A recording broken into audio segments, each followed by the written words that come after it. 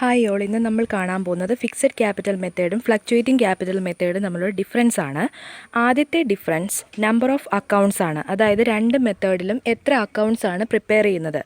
ആദ്യത്തെ മെത്തേഡായ fixed capital മെത്തേഡിൽ 2 accounts ആണ് പ്രിപ്പയർ ചെയ്യേണ്ടത്. ഒന്ന് ക്യാപിറ്റൽ അക്കൗണ്ടും 2 കറണ്ട് അക്കൗണ്ടും പാർട്ട്നേഴ്സിൻ്റെ പേരിൽ. രണ്ടാമത്തെ ഫ്ലക്ച്വേറ്റിംഗ് ക്യാപിറ്റൽ മെത്തേഡിൽ ഒറ്റ അക്കൗണ്ട് മാത്രമേ പ്രിപ്പയർ ചെയ്യേണ്ട ആവശ്യമുള്ളൂ. അതായത് ക്യാപിറ്റൽ അക്കൗണ്ട് മാത്രം പ്രിപ്പയർ ചെയ്താൽ മതി. രണ്ടാമത്തെ difference nature of the capital account എന്നുള്ളതാണ്. അതിൻ്റെ സ്വഭാവം എങ്ങനെയാണെന്നുള്ളതാണ്. ഫിക്സഡ് ക്യാപിറ്റൽ മെത്തേഡിൽ അതിൻ്റെ പേര് പോലെ തന്നെ ഓരോ വർഷത്തെയും ക്യാപിറ്റലിൻ്റെ അകത്ത് പ്രത്യേകിച്ച് മാറ്റങ്ങളൊന്നും വരുന്നില്ല. അൺഓൾട്ടേർഡ് എന്നാണ് പറയുന്നത്. അതായത് പ്രത്യേകിച്ച് യാതൊരു വ്യത്യാസങ്ങളും വരുന്നില്ല. അതേസമയം ഫ്ലക്ച്വേറ്റിംഗ് ക്യാപിറ്റൽ മെത്തേഡിൽ എല്ലാ വർഷവും തന്നെ ക്യാപിറ്റൽ അക്കൗണ്ടിൽ വ്യത്യാസങ്ങൾ സംഭവിക്കുന്നു. മൂന്നാമത്തെ ഡിഫറൻസ് എന്ന് പറയുന്നത് ഇയർലി അഡ്ജസ്റ്റ്മെൻറ്റ്സ് ആണ്. ഡ്രോയിങ്സിൻ്റെയും ഇൻട്രസ്റ്റ് ഓൺ ഡ്രോയിങ്സിൻ്റെയും ഒക്കെ മറ്റ് അഡ്ജസ്റ്റ്മെൻറ്റ്സിൻ്റെ കാര്യത്തിൽ എല്ലാ വർഷങ്ങളിലും ഇയർലി അഡ്ജസ്റ്റ്മെൻറ്റ്സ് കറണ്ട് അക്കൗണ്ട്സിൽ വരുന്നു ഫിക്സഡ് ക്യാപിറ്റൽ മെത്തേഡ് ആണെങ്കിൽ. അതേസമയം ഫ്ലക്ച്വേറ്റിംഗ് ക്യാപിറ്റൽ മെത്തേഡിൽ എല്ലാ അഡ്ജസ്റ്റ്മെൻറ്റ്സും ക്യാപിറ്റൽ അക്കൗണ്ടിൽ തന്നെയായിരിക്കും ചെയ്യുന്നത്. നാലാമത്തെ difference position in the balance sheet ആണ്. ക്യാപിറ്റൽ അക്കൗണ്ടും കറണ്ട് അക്കൗണ്ടും ഒക്കെ ബാലൻസ് ഷീറ്റിൽ വരും ഫിക്സഡ് ക്യാപിറ്റൽ മെത്തേഡ് ആണെങ്കിൽ. അതേസമയം ഫ്ലക്ച്വേറ്റിംഗ് ക്യാപിറ്റൽ മെത്തേഡിൽ ഒറ്റ അക്കൗണ്ട് മാത്രമല്ലേ നമ്മൾ പ്രിപ്പയർ ചെയ്യുന്നുള്ളൂ. അതായത് ക്യാപിറ്റൽ അക്കൗണ്ട് മാത്രമേ നമ്മൾ പ്രിപ്പയർ ചെയ്യുന്നുള്ളൂ. അതുകൊണ്ട് ക്യാപിറ്റൽ അക്കൗണ്ട് മാത്രമേ ബാലൻസ് ഷീറ്റിൽ വരികയുള്ളൂ. ഏറ്റവും അവസാനത്തെ ഡിഫറൻസ് എന്ന് പറയുന്നത് സ്പെസിഫിക് പ്രൊവിഷൻ ആണ്. പാർട്ട്ണർഷിപ്പ് ഡീഡിൽ പ്രത്യേകമായിട്ട് കാര്യങ്ങളൊക്കെ പറയണം. ഫിക്സഡ് ക്യാപിറ്റൽ മെത്തേഡ് ഫോളോ ചെയ്യണമെന്ന് പറഞ്ഞാൽ മാത്രം നമ്മൾ ഫിക്സഡ് ക്യാപിറ്റൽ മെത്തേഡ് ഫോളോ ചെയ്താൽ മതിയാവും. അതേസമയം അങ്ങനെ പ്രത്യേകിച്ച് പ്രൊവിഷൻസ് ഒന്നും പറയേണ്ട ആവശ്യമില്ല ഫ്ലക്ച്വേറ്റിംഗ് ക്യാപിറ്റൽ മെത്തേഡ് നമ്മൾ ഫോളോ ചെയ്യാനായിട്ട്. ഇത്രയുമാണ് basic difference between fixed capital and fluctuating capital methods. ഇനി അടുത്തതായിട്ട് നമ്മൾ കാണാൻ പോകുന്നത് എന്താണ് ഡ്രോയിങ്സ് അക്കൗണ്ട് എന്നുള്ളതാണ്. The amount withdrawn by the partners from the business to meet their personal needs in anticipation of profit is known as drawings. അതായത് profit കിട്ടും എന്നുള്ള ഉദ്ദേശത്തോടു കൂടി അവരുടെ വ്യക്തിപരമായ ആവശ്യങ്ങൾക്ക് വേണ്ടി ബിസിനസ്സിൽ നിന്നും പാർട്ട്നേഴ്സ് പിൻവലിക്കുന്ന ആ തുകയുടെ പേരാണ് ഡ്രോയിങ്സ് എന്ന് പറയുന്നത്. അപ്പോൾ 2 പാർട്ട്നേഴ്സ് ആണുള്ളതെങ്കിൽ 2 പാർട്ട്നേഴ്സിൻ്റെയും ഡ്രോയിങ്സ് കാണിക്കാൻ വേണ്ടി സെപ്പറേറ്റ് ഡ്രോയിങ്സ് അക്കൗണ്ട് പ്രിപ്പയർ ചെയ്യണം. ഇനി പാർട്ട്നേഴ്സ് അക്കൗണ്ടിൻ്റെ അകത്തുനിന്നും എമൗണ്ട് വിഡ്രോ ചെയ്യുന്ന സമയത്ത് ഡ്രോയിങ്സ് എന്ന് പറയുന്ന അക്കൗണ്ട് ഡെബിറ്റ് ചെയ്യുകയും അതേസമയം ക്യാഷ് അക്കൗണ്ട് അല്ലെങ്കിൽ ബാങ്ക് അക്കൗണ്ട് ക്രെഡിറ്റ് ചെയ്യുകയുമാണ് ചെയ്യുന്നത്. എല്ലാ പീരിയഡിൻ്റെയും അവസാനം ഡ്രോയിങ്സ് അക്കൗണ്ട് ക്ലോസ് ചെയ്യും. അതിൻ്റെ ബാലൻസ് എന്ന് പറയുന്നത് ഫ്ലക്ച്വേറ്റിംഗ് ക്യാപിറ്റൽ മെത്തേഡ് ആണെങ്കിൽ ഈ ഡ്രോയിങ്സ് അക്കൗണ്ടിൻ്റെ ബാലൻസ് ക്യാപിറ്റൽ അക്കൗണ്ടിലേക്കായിരിക്കും ട്രാൻസ്ഫർ ചെയ്യുന്നത്. അതേസമയം ഫിക്സഡ് ക്യാപിറ്റൽ മെത്തേഡ് ആണെങ്കിൽ ഇതിൻ്റെ ബാലൻസ് കറണ്ട് അക്കൗണ്ടിലേക്ക് ട്രാൻസ്ഫർ ചെയ്യുകയും ചെയ്യും. അത്രയുമാണ് നമ്മുടെ ഡ്രോയിങ്സ് അക്കൗണ്ട് എന്ന് പറയുന്നത്. ഇനി അടുത്തത് profit and loss appropriation account ആണ്. അത് പ്രത്യേകമായിട്ട് നമ്മൾ ശ്രദ്ധിക്കേണ്ട ഒരു അക്കൗണ്ടാണ്. Profit and loss appropriation account എന്ന് പറഞ്ഞാൽ നമ്മുടെ പ്രോഫിറ്റ് ആൻഡ് ലോസ് അക്കൗണ്ടിന് തന്നെ ഒരു എക്സ്റ്റൻഷനാണ്. എങ്ങനെയാണ് നെറ്റ് പ്രോഫിറ്റുകൾ പാർട്ട്നേഴ്സിൻ്റെ ഇടയ്ക്ക് ഡിസ്ട്രിബ്യൂട്ട് ചെയ്തിരിക്കുന്നതെന്ന് കാണിക്കുന്ന ഒരു അക്കൗണ്ടാണ് profit and loss appropriation account. അപ്പോൾ ഈ അക്കൗണ്ടിൽ ക്രെഡിറ്റ് ചെയ്യേണ്ടത് നെറ്റ് പ്രോഫിറ്റിൻ്റെ ട്രാൻസ്ഫർ ഉണ്ടെങ്കിൽ അത് ക്രെഡിറ്റ് ചെയ്യണം. ഇൻട്രസ്റ്റ് ഓൺ ഡ്രോയിങ്സ് ഒക്കെ ഉണ്ടെങ്കിൽ അത് ക്രെഡിറ്റ് ചെയ്യണം. ഷെയർ ഓഫ് ലോസ് ക്യാപിറ്റൽസിൻ്റെ അകത്ത് ഷെയർ ഓഫ് ലോസ് ആണ് എന്തെങ്കിലും ഉണ്ടെങ്കിൽ അതും ക്രെഡിറ്റ് ചെയ്യേണ്ടതാണ്. അതേസമയം ഡെബിറ്റ് ചെയ്യുന്നത് പ്രോഫിറ്റ് ആൻഡ് ലോസ് അക്കൗണ്ട് എന്ന് പറഞ്ഞിട്ട് നെറ്റ് ലോസ് ഉണ്ടെങ്കിൽ ഡെബിറ്റ് ചെയ്യണം. ഇൻട്രസ്റ്റ് ഓൺ ക്യാപിറ്റൽ ഉണ്ടെങ്കിൽ ഡെബിറ്റ് ചെയ്യണം. പാർട്ട്നേഴ്സിൻ്റെ സാലറീസ്, കമ്മീഷൻസ്, റിസർവിൻ്റെ ട്രാൻസ്ഫറോ ഒക്കെ ഉണ്ടെങ്കിൽ ഡെബിറ്റ് ചെയ്യേണ്ടതാണ്. അതേസമയം ഷെയർ ഓഫ് പ്രോഫിറ്റ് ആണ് ഉള്ളതെങ്കിൽ ക്യാപിറ്റൽസിൻ്റെ അകത്ത് ഷെയർ ഓഫ് പ്രോഫിറ്റ് ആണ് ഉള്ളതെങ്കിൽ അത് ഡെബിറ്റ് ചെയ്യണം. ഇതാണ് നമ്മുടെ പ്രോഫിറ്റ് ആൻഡ് ലോസ് അപ്രോപ്രിയേഷൻ അക്കൗണ്ടിൻ്റെ ഒരു പ്രോഫോമ എന്ന് പറയുന്നത്. ഇത്രയേ ഉള്ളൂ അതിനെക്കുറിച്ച് പറയാനായിട്ട്. ഇനി നമ്മൾ ഇതിൻ്റെ ഒരു പ്രോബ്ലം ചെയ്യുവാണ്. നിങ്ങളുടെ ടെക്സ്റ്റിൽ തന്നെ ഇല്ലസ്ട്രേഷൻ 3 ഉണ്ട്. അതായത് 1 ജനുവരി 2016 അരുണും അനിലുമാണ് പാർട്ട്നേഴ്സ് എന്ന് പറയുന്നത്. അവർക്ക് 20,000 ആണ് അരുണ് കൊണ്ടുവന്നിരിക്കുന്നത്, 30,000 അനിൽ കൊണ്ടുവന്നിരിക്കുന്നു. അവരുടെ പ്രോഫിറ്റ് ഷെയറിംഗ് റേഷ്യോ എന്ന് പറയുന്നത് 1:2 ആണ്. അതായത് അരുണിന് 1, അനിലിന് 2. 1:2 ആണ്. 1:2 ആണ് ഇവരുടെ പ്രോഫിറ്റ് ഷെയറിംഗ് റേഷ്യോ എന്ന് പറയുന്നത്. Arun is to be allowed a salary. അരുണിന് സാലറി ഉണ്ട്, 6,000 ആണ്. ഇൻട്രസ്റ്റ് ഓൺ ക്യാപിറ്റൽ 5% ആണ്. അനിലിന് ഒരു കമ്മീഷനാണുള്ളത്, 2,000. ഈ വർഷം അനിൽ 2,000 രൂപ വിഡ്രോ ചെയ്തു. അരുൺ 2,500 ആണ് വിഡ്രോ ചെയ്തിരിക്കുന്നത്. ഇൻട്രസ്റ്റ് ഓൺ ദി സെയിം എന്ന് പറഞ്ഞാൽ ഈ ഡ്രോയിങ്സിൻ്റെ ഇൻട്രസ്റ്റ് ആദ്യം അനിൽ 40, അരുണിന് 50 ആണ്. Profit in 2016 before the above mentioned adjustments was rupees 15,000. അതായത് നമ്മൾ മുകളിൽ പറയുന്ന അഡ്ജസ്റ്റ്മെൻറ്റ്സ് ഒക്കെ ചെയ്യുന്നതിന് മുൻപ് തന്നെയുള്ള പ്രോഫിറ്റ് എന്ന് പറയുന്നത് 15,000 ആണെന്ന് പറഞ്ഞിട്ടുണ്ട്. You are required to prepare the profit and loss appropriation account and the partners capital accounts. പാർട്ട്നേഴ്സിൻ്റെ ക്യാപിറ്റൽ അക്കൗണ്ട്സ് എങ്ങനെയാണ് പ്രിപ്പയർ ചെയ്യേണ്ടതെന്നൊക്കെ നമ്മൾ ഓൾറെഡി പറഞ്ഞു കഴിഞ്ഞു. പ്രോഫിറ്റ് ആൻഡ് ലോസ് അപ്രോപ്രിയേഷൻ അക്കൗണ്ടിൻ്റെ ഫോർമാറ്റും നമുക്കറിയാം, എന്തൊക്കെ ക്രെഡിറ്റ് ചെയ്യണം എന്തൊക്കെ ഡെബിറ്റ് ചെയ്യണം എന്നുള്ള കാര്യങ്ങൾ. അപ്പോൾ ഈ ഒരു ക്വസ്റ്റ്യൻ്റെ സൊല്യൂഷനാണ് നമ്മളിനി അടുത്തായിട്ട് പറയുന്നത്. അപ്പോൾ അതിനായിട്ട് ആദ്യം പ്രോഫിറ്റ് ആൻഡ് ലോസ് അപ്രോപ്രിയേഷൻ അക്കൗണ്ടാണ് ഇവിടെ വരച്ചിരിക്കുന്നത്. നമ്മുടെ സെയിം ഫോർമാറ്റ് തന്നെയാണ്. ടി ഫോമിലുള്ള account, debit side amount column, credit side particulars and amount column, അത്രയേ ഉള്ളൂ. അപ്പോൾ നമ്മൾ ആദ്യമായിട്ട് ചെയ്യുന്നത് ക്രെഡിറ്റ് സൈഡിൻ്റെ എമൗണ്ടുകളാണ്. അപ്പോൾ എന്തൊക്കെയാണ് നമ്മൾ ക്രെഡിറ്റ് ചെയ്യേണ്ടത്? ഇപ്പോൾ ഫോർമാറ്റിലുണ്ട് നെറ്റ് പ്രോഫിറ്റ് ട്രാൻസ്ഫേർഡ് ഉണ്ടോ, പ്രോഫിറ്റ് ആൻഡ് ലോസ് എന്ന് പറഞ്ഞിട്ട് നെറ്റ് പ്രോഫിറ്റ് ട്രാൻസ്ഫേർഡ് ഉണ്ടെങ്കിൽ അത് ക്രെഡിറ്റ് ചെയ്യണം. ക്വസ്റ്റ്യനിൽ എന്താണ് പറഞ്ഞിരിക്കുന്നത്?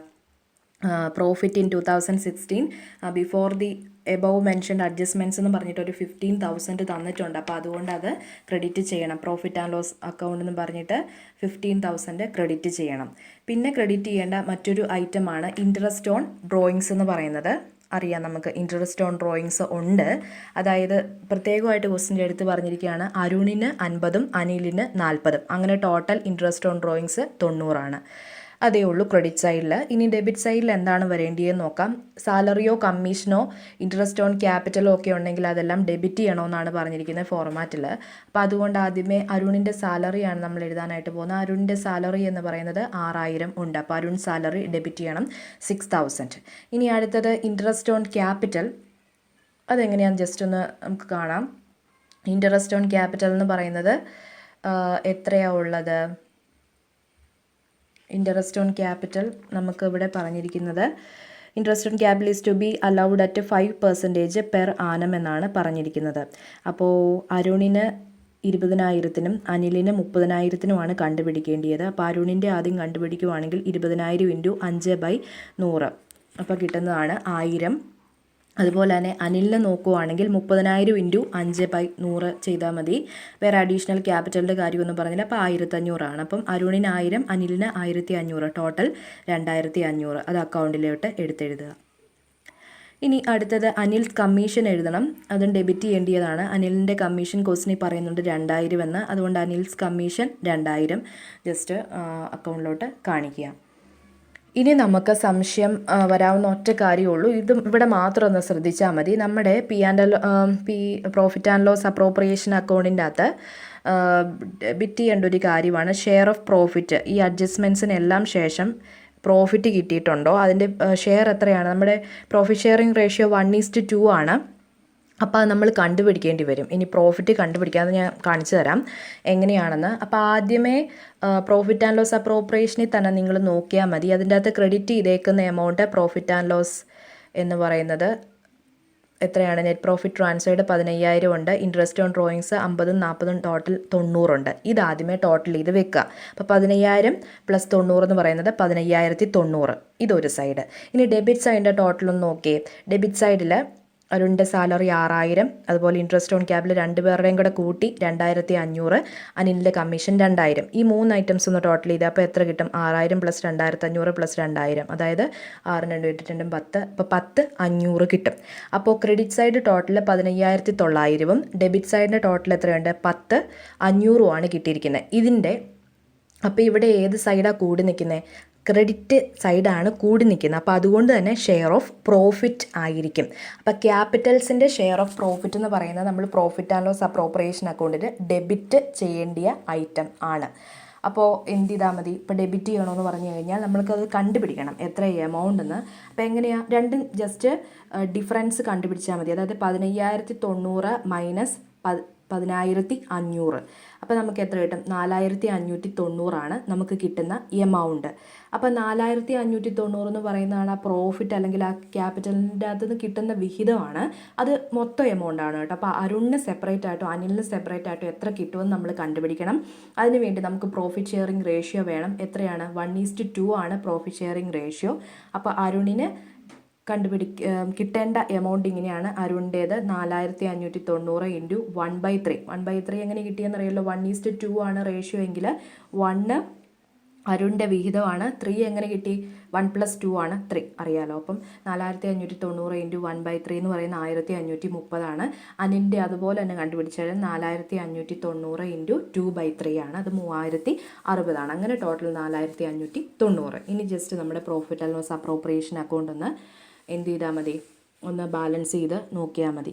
അപ്പോൾ അല്ലെങ്കിലും നമുക്ക് ഇത്രയൊന്നും ചിന്തിക്കാതെ തന്നെ സിമ്പിളായിട്ട് കിട്ടും. എങ്ങനെ കിട്ടും? ജസ്റ്റ് നിങ്ങളൊന്ന് എന്ത് ചെയ്താൽ മതി, ജസ്റ്റ് നിങ്ങളൊന്ന് ബാലൻസ് ചെയ്ത് നോക്കി. അപ്പോൾ എവിടെയാണ് ഡിഫറൻസ് വരുന്നത്? ഡിഫറൻസ് വരുന്നത് ഡെബിറ്റ് സൈഡിലാണ് ഡിഫറൻസ് വരുന്നത്. 4590 ഡിഫറൻസ് ആയിട്ട് ബാലൻസിങ് ഫിഗർ ആയിട്ട് നമുക്ക് കിട്ടുന്ന എമൗണ്ട്. എന്നിട്ട് അതിനെ എന്ത് ചെയ്താൽ മതി? ജസ്റ്റ് 1:2 റേഷ്യോയിൽ വീതിച്ചാലും മതി. ഞാൻ ഇതിൻ്റെ ഒരു പിന്നിലുള്ള കാര്യമാണ് പറഞ്ഞു തന്നേ ഉള്ളൂ, നിങ്ങളതൊന്നും സംശയം വരാതിരിക്കാൻ വേണ്ടി, അത്രേ ഉള്ളൂ കേട്ടോ.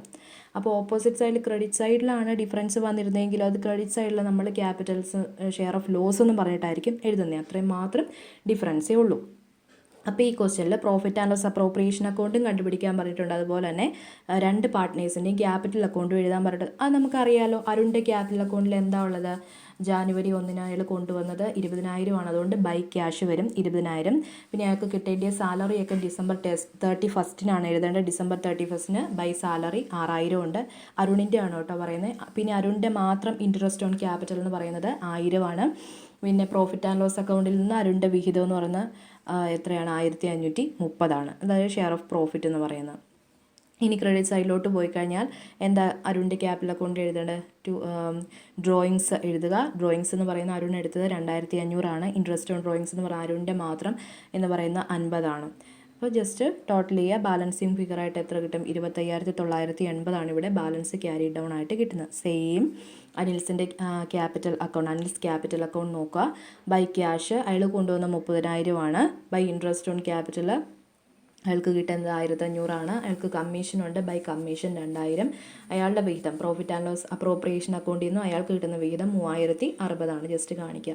ഇനി ഡെബിറ്റ് സൈഡ് നോക്കുവാണെങ്കിൽ ബൈ ഡ്രോയിങ്സ് അയാൾ എടുത്തുകൊണ്ട് പോയത് 2000. അയാളുടെ ഇൻട്രസ്റ്റ് ഓൺ ഡ്രോയിങ്സ് എന്ന് പറയുന്നത് 40.